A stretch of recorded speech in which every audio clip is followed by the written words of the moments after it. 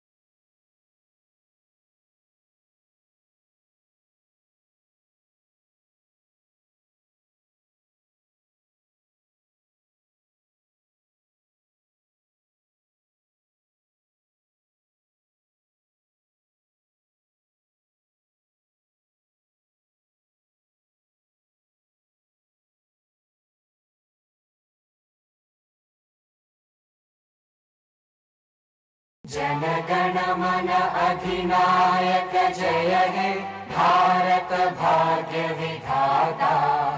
पंजाब सिंध गुजरात मराठा द्राविड उत्कल बंगा। विंध्य हिमाचल यमुना गंगा उज्जल जलधि तरंगा। तव शुभ नामे जागे तव शुभ आशीष मांगे। गाहे तव जय गाथा जनगण मंगलदायक जय हे भारत भाग्य विधाता। जय हे जय हे जय हे जय जय जय जय हे।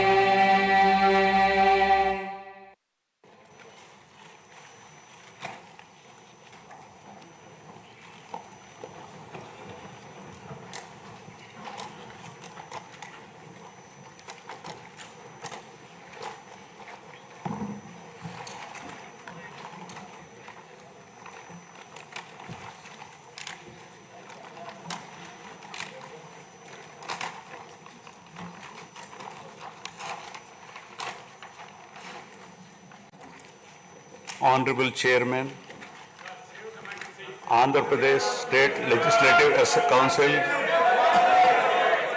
Honorable Speaker, Andhra Pradesh State Legislative Assembly, Honorable members of the State Legislature, I am immensely pleased to welcome and congratulate the newly elected Honorable members of the State Legislative Assembly and members of the Legislative Council to this joint session of the State Legislature being convened for the first time after the general elections 2024. I would like to take this opportunity to commend the Andhra people's active participation in the electoral process. Their inspiration for change has been unambiguous. Now the responsibility of fulfilling their aspirations lies with all of you. Honorable members, you are aware that due to the supreme sacrifice of Amarajeevi Potti Sriramulu, Andhra Pradesh was formed as the first linguistic state on 1st October 1953 with Kurnool as capital. Thereafter, the state was recognized on 1st November 1956 and Telugu-speaking parts of Hyderabad state were made into the combined Andhra Pradesh with Hyderabad as capital. Accordingly, a lot of Telugu people moved to Hyderabad. Again, in June 2014, the people of Andhra Pradesh were forced to undergo another reorganization of their state, the most damaging experience of all. The united Andhra Pradesh was bifurcated unscientifically, undemocratically, and without adequate consultation with the stakeholders. This has left an indelible mark on the minds of the people of the residual state of Andhra Pradesh. The turbulence caused due to multiple state reorganizations and the resultant disruptions have deprived Andhra people of a sustained long period development and progress. Today we stand at a juncture where the people have to again take up the task of rebuilding their state. As time has progressed, it has become evident that the Andhra Pradesh Reorganization Act 2014 does not compensate enough the residual Andhra Pradesh for the loss of prosperity and development opportunities. The state bifurcation has imposed an unprecedented strain on the economy of the state. There are patent inconsistencies in distribution of assets and liabilities, with 58.32% of combined state population. The unscientific bifurcation caused the state to inherit only 46% of the resources, financial loss on account of loss of Hyderabad city, disproportionate debt burden, loss of access to public institutions, loss of national institutions, Government of India PSUs and institutions of higher learning, etc.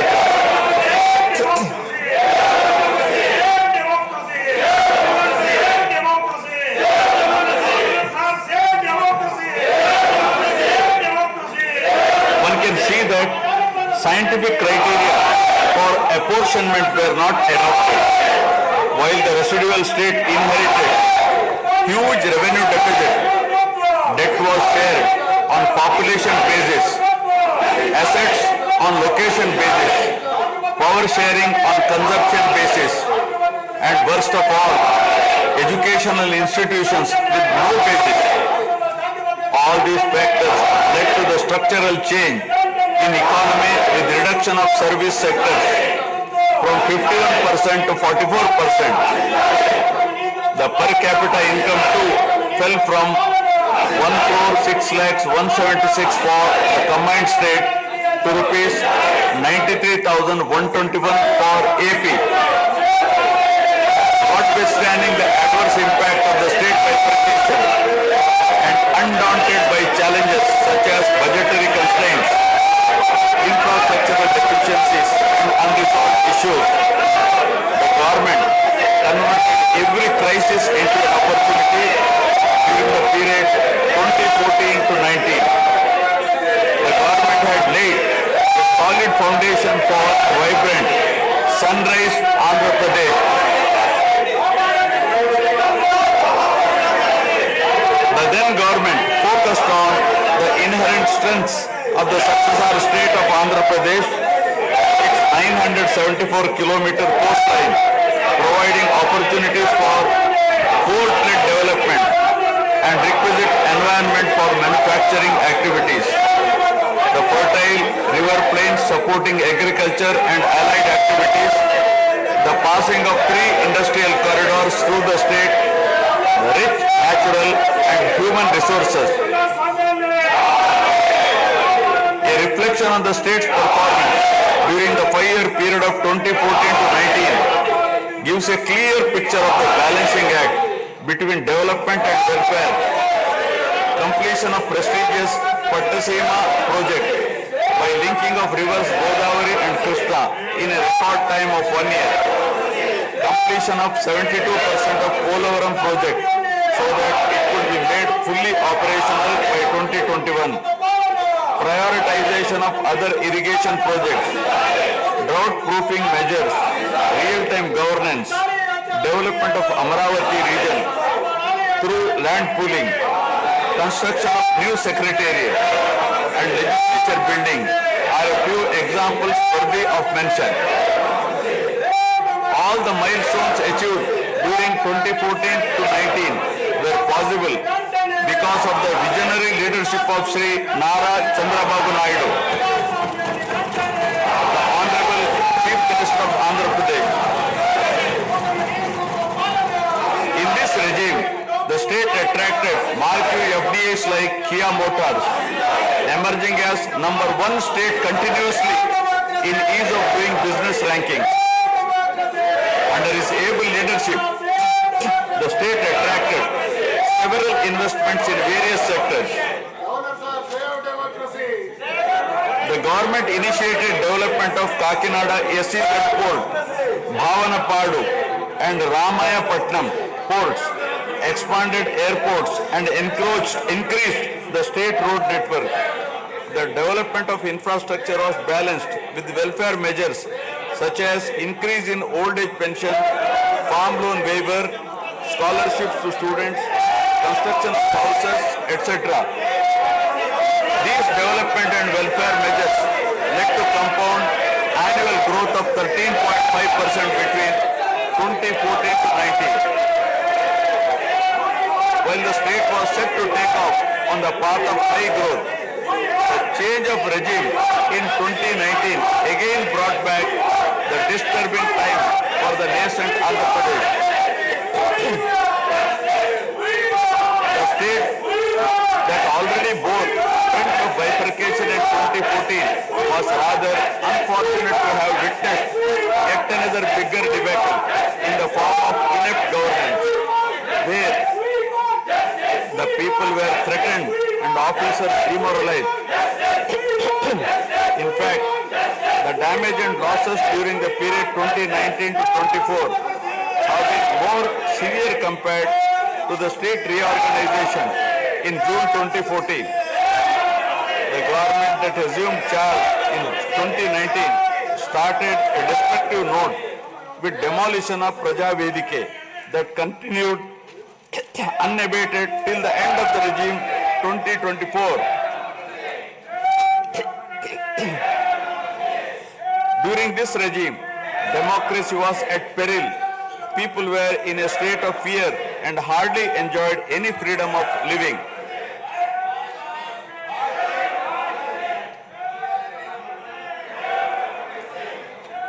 The regime revenge politics had severely hampered the state's prospects for prosperity and growth.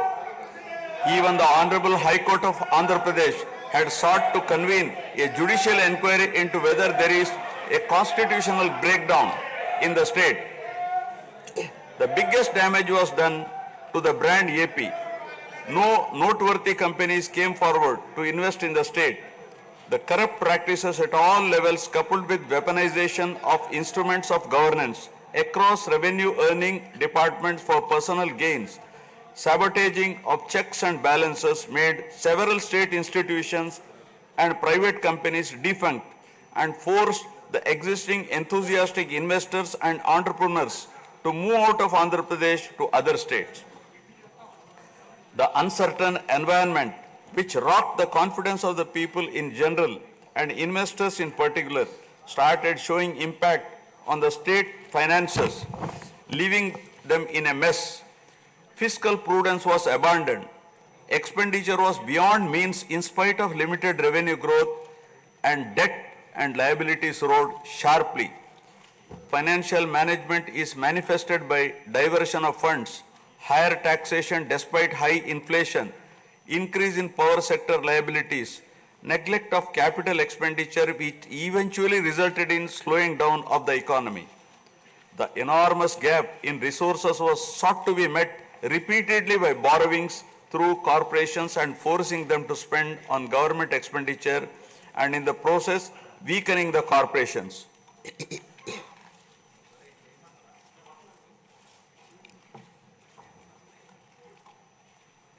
In view of the inordinate delay in clearance of the bills due to strained financial position of the state, many vendors and contractors have approached High Court of Andhra Pradesh for relief and filed cases against the government.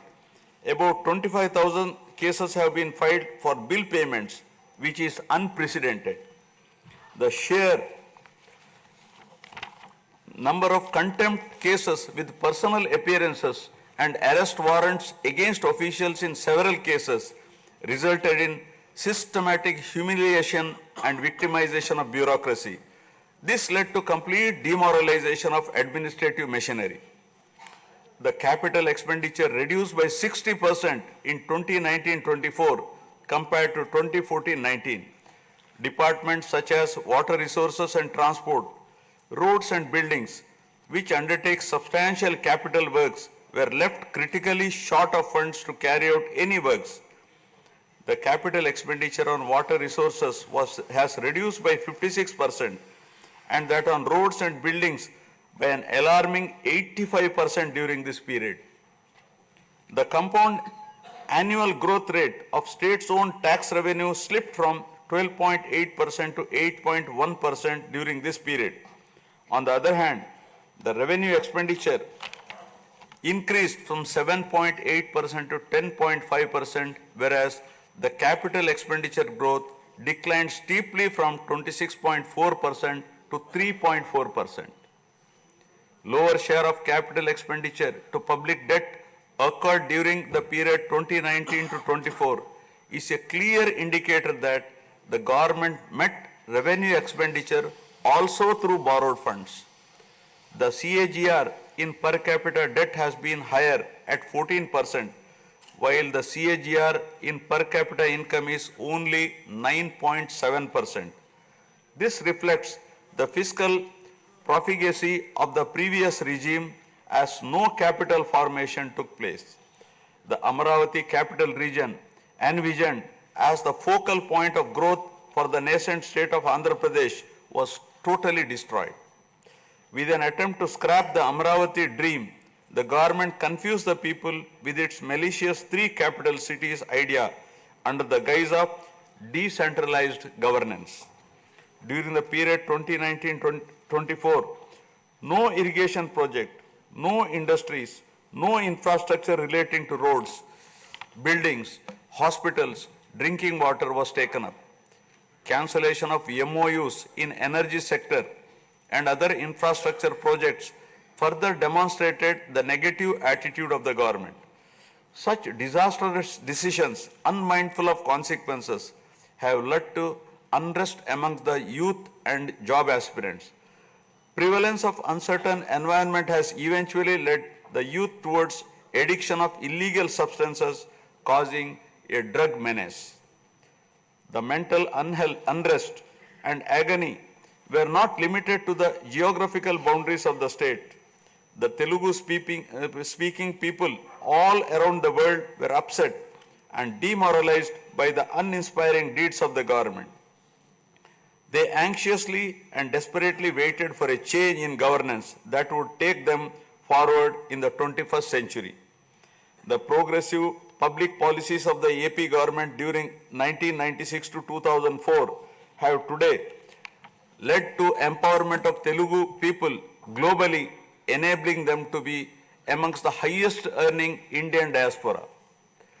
The condemnation of demolition approach of the previous government by the people of the state, NRIs and other supporters, culminated in a change in government.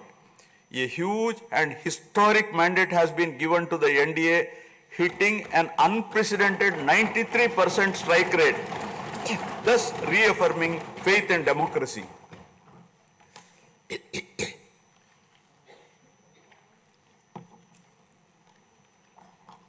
I sincerely congratulate the people of Andhra Pradesh for their wisdom in electing a government that discharges its duties with a futuristic view.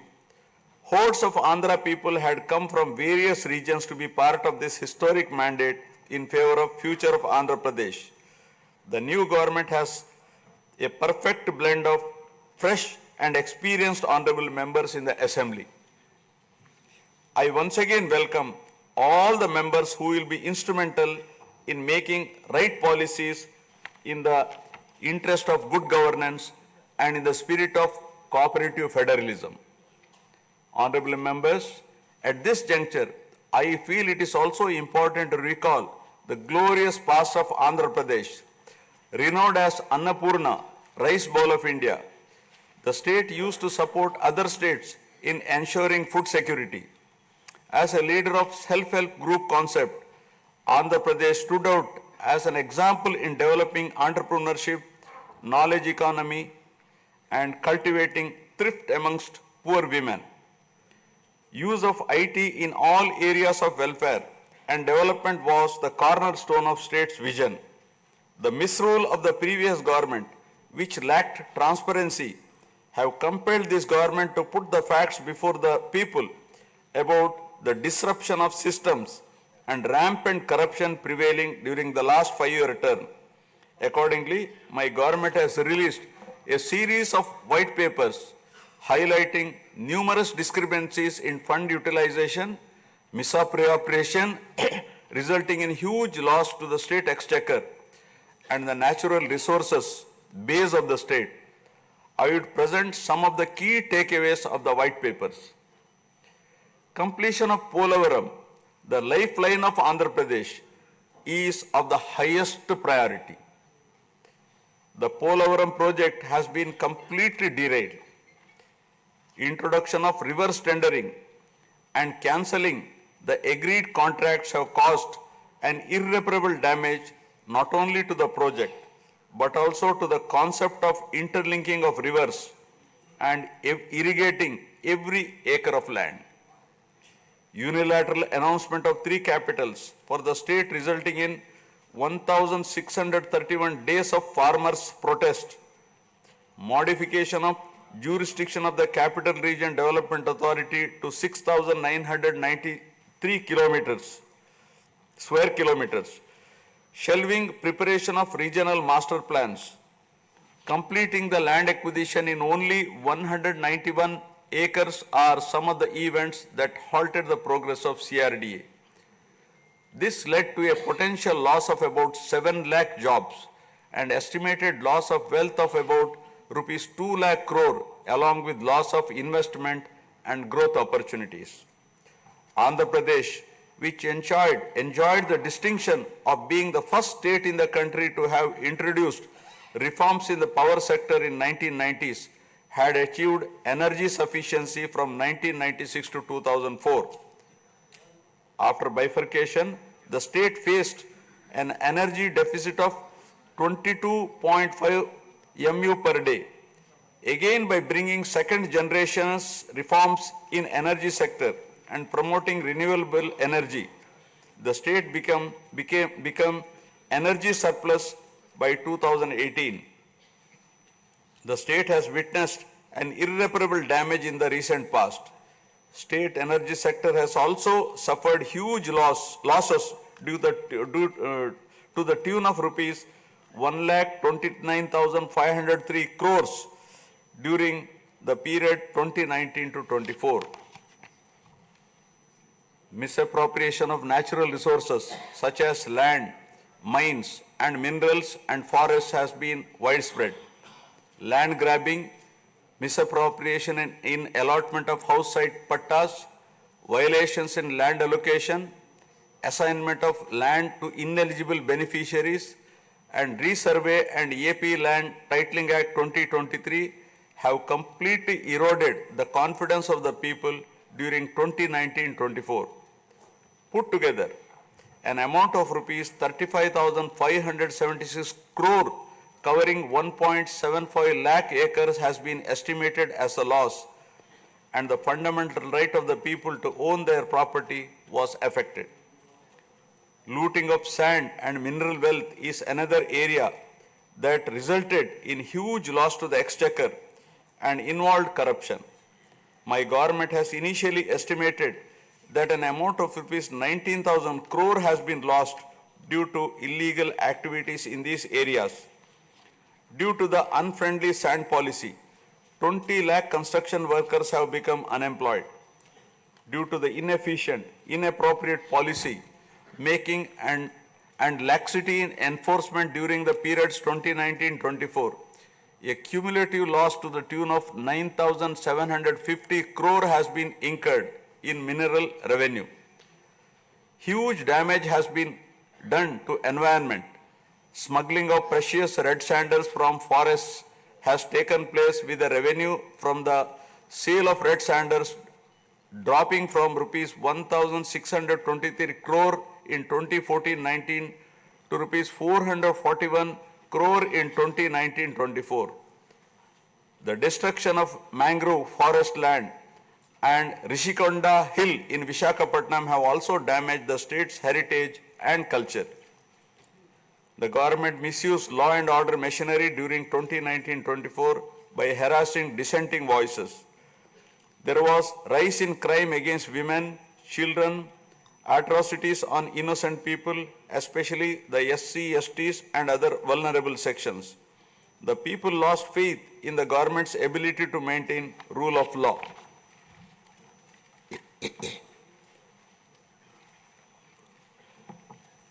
The previous government also made a mockery of the excise revenue streams of the state. The VAT on excise was reduced and diverted to AP State Beverages Corporation as a special margin, which otherwise would have come to the government as revenue. The government levied the additional retail excise tax on the issue price of liquor sold by APSBCL and escrowed the same for repayment of loans taken by APSDC.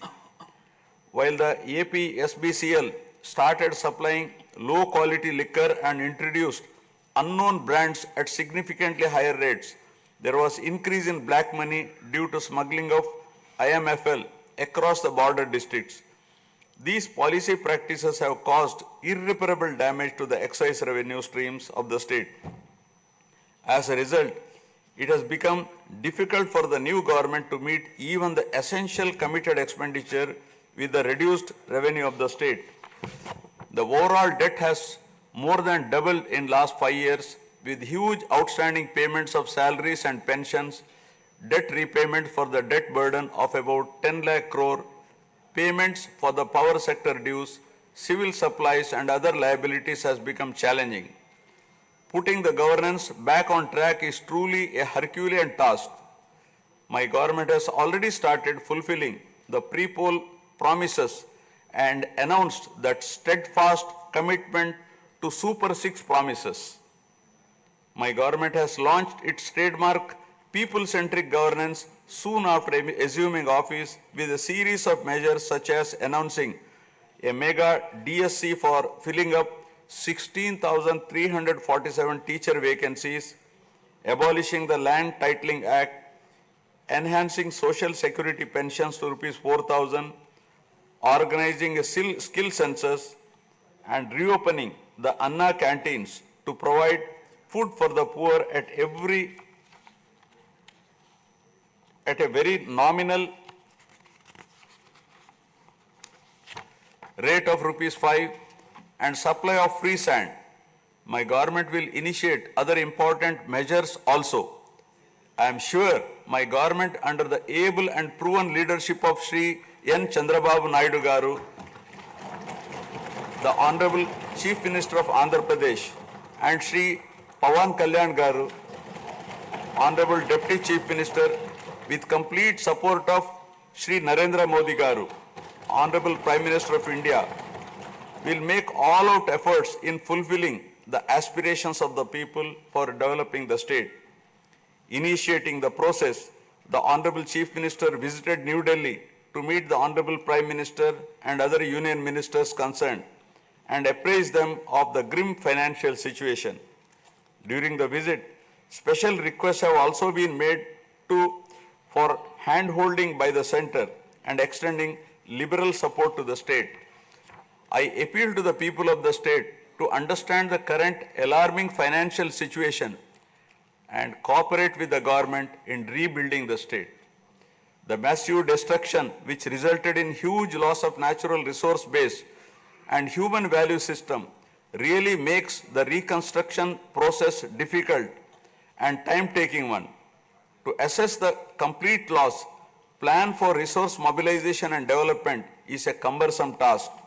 It requires collective thinking, extensive discussions with intelligentsia and academicians to explore ways to overcome the current crisis. It also involves finding ways to restart the entire development ecosystem through short, medium and long-term plans in the light of the new development paradigm of Viksit Bharat at 2047. The extent of real damage done to Andhra Pradesh in the last 5 years had not come in public discourse thus far. The misgovernance from 2019 to 24 created a trust deficit with regulatory authorities and damaged the brand of AP amongst investors. The people now given a strong mandate to the NDA to rebuild the brand AP and regain the trust. Honorable members, usually winning elections and assuming responsibility is a happy event. But now we are meeting in different and difficult circumstances. Perhaps for the first time in the country, the members are not in a position to rejoice and have the means to meet people's aspirations immediately. Keeping this in view, my government is proposing to go for budget after meaningful deliberations. With several issues relating to state bifurcation remaining unresolved, my government has taken initiative and visited New Delhi to meet the concerned in union government, including Honorable Prime Minister and also Telangana government, with an intent to quickly find amicable solutions. The resolve shown by the 5 crore people of the state to reinstate democracy and elect people-friendly government with an unprecedented mandate is required to be appreciated yet again at this hour of crisis to help the state to rediscover its past glory. I would like to conclude my speech with the inspiring words of Swami Vivekananda. I quote, "We are responsible for what we are, and whatever we wish ourselves to be, we have the power to make ourselves. If what we are now has been the result of our own past actions, it certainly follows that whatever we wish to be in future can be produced by our present actions. So we have to know how to act." Jai Hind. Jana Gana मन अधिनायक जय हे भारत भाग्य विधाता। पंजाब सिंध गुजरात मराठा द्राविड उत्कल बंगा विंध्य हिमाचल यमुना गंगा उज्जल जलधि तरंगा। तव शुभ नामे जागे तव शुभ आशीष मांगे गाहे तव जय गाथा। जन गण मंगलदायक जय हे भारत भाग्य विधाता।